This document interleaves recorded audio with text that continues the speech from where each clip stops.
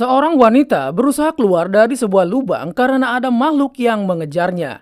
Tapi baru saja dia berhasil keluar, dia langsung dihabisi oleh psikopat bertopeng. Apakah yang sebenarnya terjadi?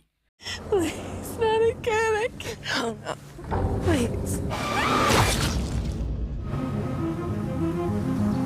Kemudian kita beralih ke sekumpulan anak muda yang sedang melakukan pencarian pada kakak dari Clover yang bernama Melanie.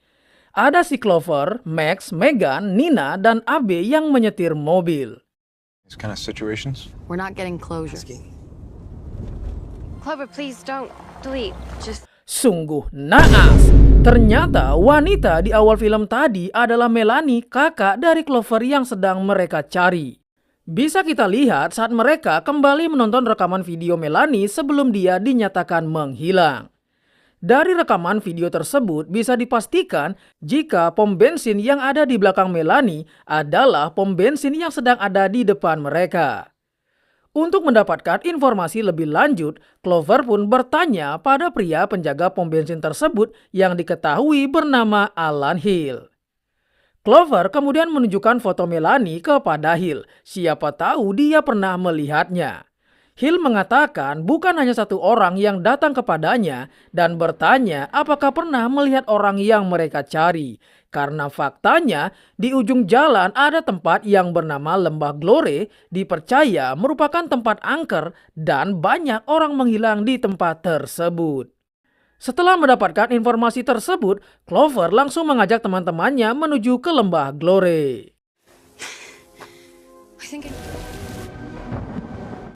Anehnya, dalam perjalanan mereka malah dihantam hujan deras dan angin kencang. Clover yang merasa jiper meminta Abe untuk putar arah. Tapi faktanya, dia sudah putar arah 2 kali. Tapi lagi-lagi berakhir di tempat yang sama. Ketika mereka semua saling adu argumen, momen aneh pun kembali terjadi. Ketika mereka tiba-tiba masuk ke suatu tempat yang cerah tanpa hujan. Sedangkan hujan tadi bisa mereka lihat dengan jelas di belakang. Really? Yeah. Cool, weird, We whatever. got weirded out. Or we could just find it. Karena tidak mungkin mengemudi dengan cuaca seperti itu, akhirnya mereka memutuskan untuk masuk ke dalam. Siapa tahu ada orang yang bisa mereka tanyai. Nina yang melihat sebuah jam pasir dan semua barang tertata dengan baik kemudian mengatakan jika tempat ini seperti tetap dijaga selama bertahun-tahun. Tapi anehnya sama sekali tidak ada orang di tempat tersebut. Sedangkan Megan yang di kamar mandi malah mendapati kerannya tidak mengeluarkan air. Untuk Abe, dia yang dari tadi merekam tempat tersebut, kemudian menemukan banyak kertas orang hilang yang ditempel di dinding ruangan. Tapi dia pun menjadi sangat terkejut saat melihat jika foto Melanie juga ada di sana. Dan tidak ada nomor yang tertera pada poster orang hilang tersebut.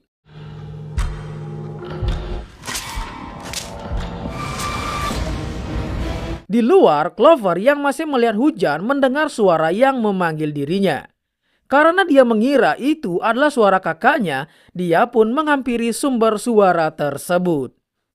Ketika dia kehilangan jejaknya, beruntung Max langsung mengajaknya untuk masuk ke dalam penginapan.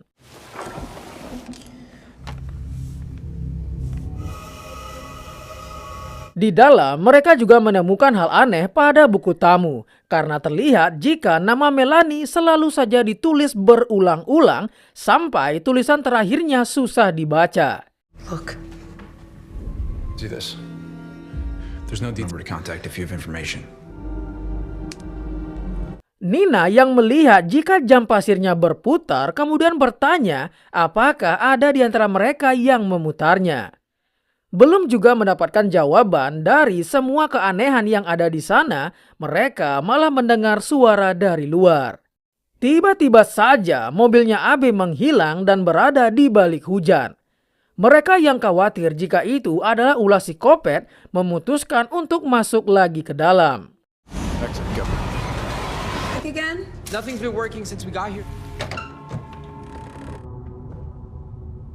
Melihat situasi yang semakin aneh, mereka memutuskan untuk mencari telepon karena ponsel mereka sudah pasti tidak mendapatkan sinyal dalam film seperti ini. Ketika sedang mencari, mereka menemukan sebuah ruangan basement. Saat masuk ke dalam, Max malah menemukan jendela, padahal ruangan itu ada di bawah tanah. Clover yang akhirnya menemukan sebuah telepon kemudian mencoba menggunakannya.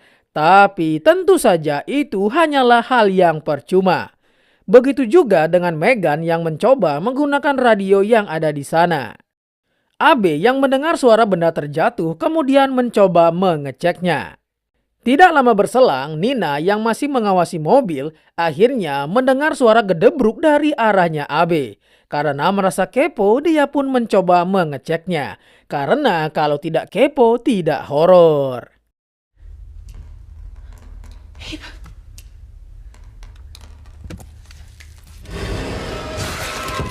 Aduh, biung!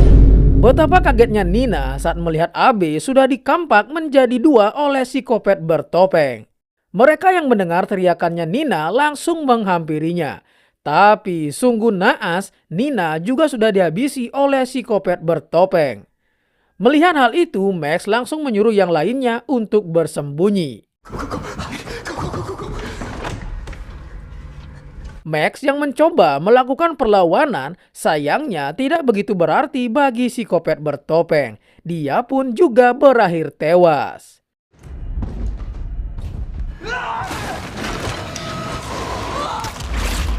Melihat Max dihabisi tepat di depan matanya, tentu saja membuat Megan semakin ketar-ketir. Clover yang bersembunyi di balik pintu hanya bisa terdiam saat melihat Megan dijadikan mainan oleh psikopat bertopeng.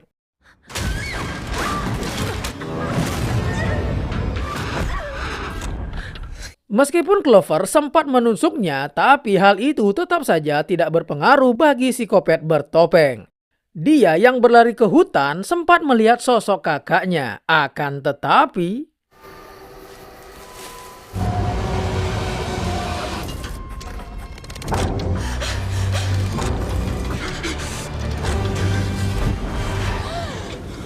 sungguh anehnya, tepat ketika jam pasir kembali berputar, mereka semua hidup kembali. Ya, mereka semua telah terjebak dalam perputaran waktu, atau biasa disebut dengan time looping. Artinya mereka akan terus mengalami kematian dan hidup lagi sampai mereka bisa keluar dari time looping tersebut. Ketika mereka berkumpul lagi, mereka pun semakin keheranan dengan apa yang telah terjadi. Karena foto mereka semua berada di dinding ruangan dan dinyatakan sebagai orang hilang. Masih mencerna apa yang sedang terjadi, mereka kembali dibuat heran dengan pintu yang terbuka dan tertutup sendiri. Dan situasi pun menjadi semakin tegang saat Megan malah kerusupan.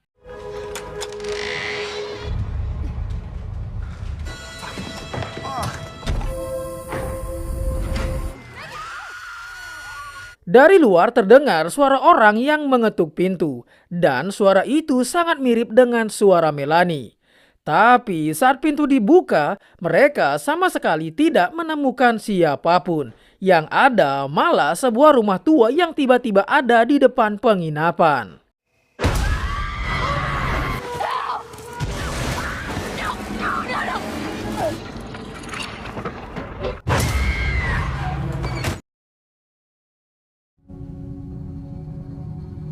Clover yang tersadar sedikit kaget setelah melihat banyaknya koleksi topeng psikopat di rumah tersebut.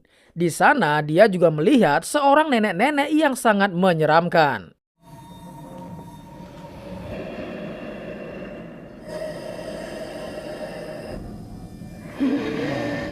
Ketika Clover ingin keluar, barulah si nenek mendekatinya. Si nenek kemudian berkata, hanya ada satu cara untuk keluar dari lingkaran waktu ini, yaitu mereka semua harus bisa bertahan sampai fajar tiba.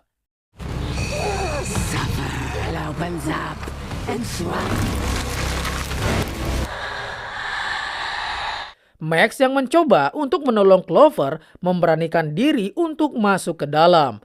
Namun sungguh apes, dia malah berakhir tewas di tangan Clover yang menggunakan topeng psikopat.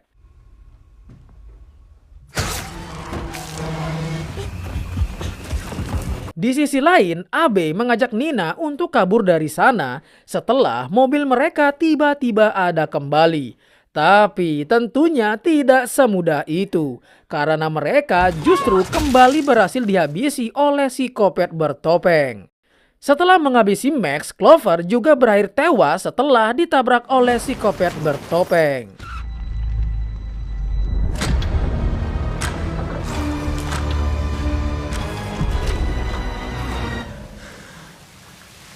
Mereka yang sudah mulai terbiasa dengan kematian mulai mencari cara untuk lolos dari situasi ini. Setelah Clover mengatakan apa yang disampaikan oleh si nenek tua. Abe yang sudah sangat haus kemudian mencoba meminum air yang tiba-tiba mengalir. Yang lainnya pun ikut meminum air tersebut karena sejak awal mereka sama sekali belum makan ataupun minum. Ketika mereka menyadari ada perubahan di tubuh mereka, tiba-tiba Abe malah batuk dan berujung meledak. Get back to, living. Ya, ternyata hal itu diakibatkan karena mereka meminum air tersebut. Satu persatu mereka pun kembali harus tewas setelah semuanya meledak. Di detik-detik terakhir saat Clover akan tewas, terungkap sudah dalang di balik semua ini, yang ternyata adalah Hill, pria yang dia temui di pom bensin waktu kemarin. You almost survive by sitting still.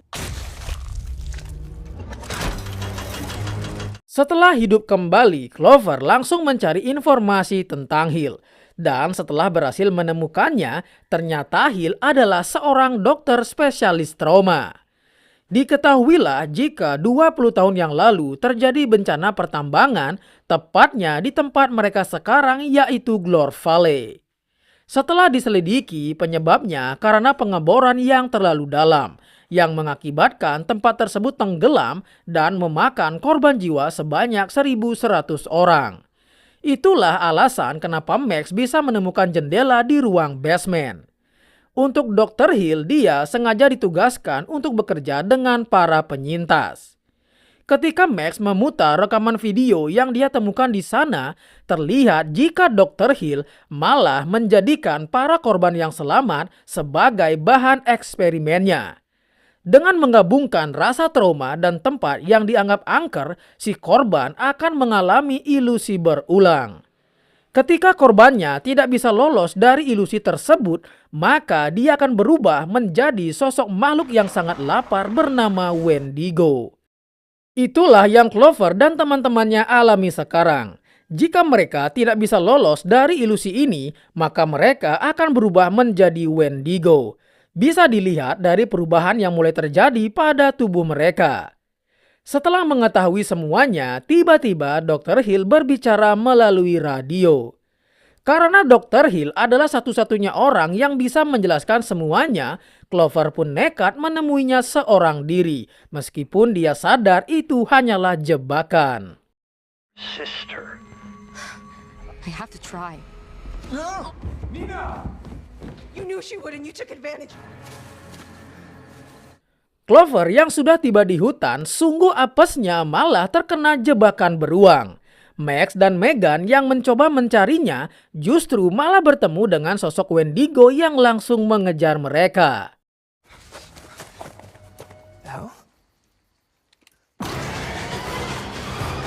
Apes bagi Megan, dia malah terjatuh di sebuah atap kaca dan langsung digondol oleh Wendigo entah dibawa kemana. Max yang berhasil menemukan Clover langsung mencoba melepaskan jebakan beruang di kakinya.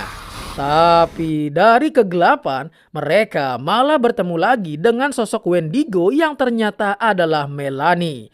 Artinya dia telah gagal untuk bertahan.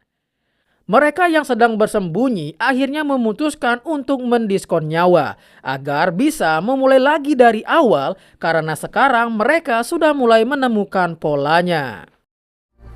What are you doing? I just said I don't... I know.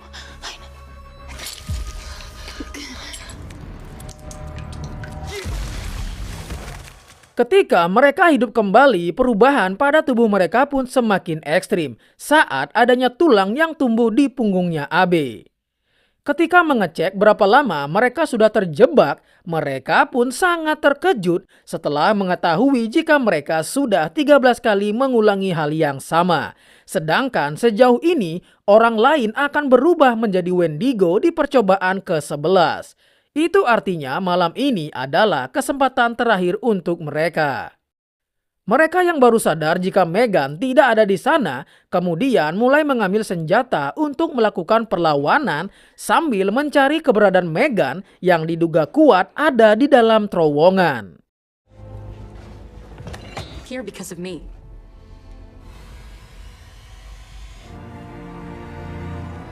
Ketika menelusuri terowongan, mereka kembali direpotkan dengan adanya sosok Wendigo yang terus mengejar.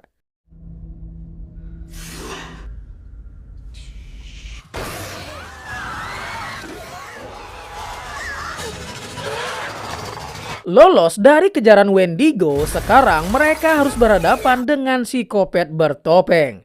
Tapi untuk kali ini, karena mereka sudah berulang kali mengalami hal yang sama, mereka pun adu mekanik dengannya. Dan pada akhirnya berhasil menghabisi psikopat bertopeng.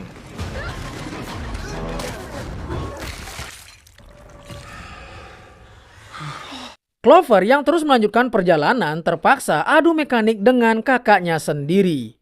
Karena kakaknya sudah tidak bisa dibujuk lagi, terpaksa dia harus menghabisinya dengan mendorongnya ke sebuah besi tajam.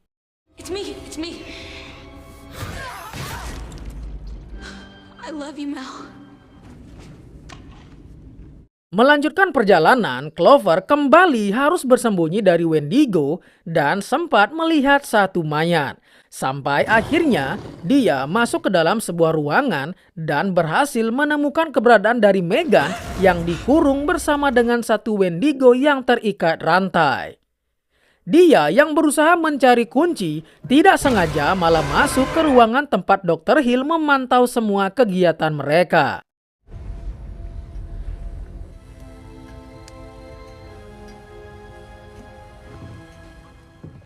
Dari belakang, akhirnya Dr. Hill datang menemui Clover sambil membawa secangkir kopi. Dr. Hill kemudian mengatakan jika Clover adalah pasien yang unik. Sambil menjelaskan semuanya, Clover menggeser cangkir kopinya agar terkena tetesan air yang bisa membuat tubuh meledak. Sebagai dokter spesialis trauma, Dr. Hill sengaja menyatukan orang-orang yang mengalami trauma dengan tempat-tempat yang juga memiliki kisah kelam. Dengan menyatukan kedua hal tersebut, maka akan menciptakan makhluk yang disebut Wendigo. Bisa dibilang Dr. Hill ini adalah dokter yang gila. Sebenarnya dia hanya menargetkan Clover karena dia pasti akan mencari kakaknya.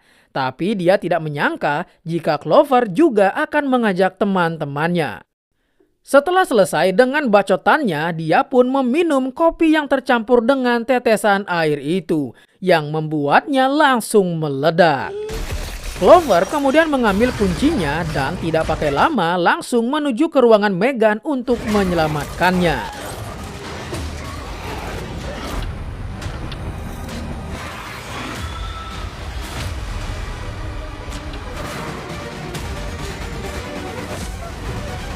Tepat ketika jam pasir telah habis, mereka semua pun juga berhasil lolos dari para Wendigo dan bertahan hidup sampai fajar. Dan menjadi orang pertama yang lolos dari eksperimen Dr. Hill.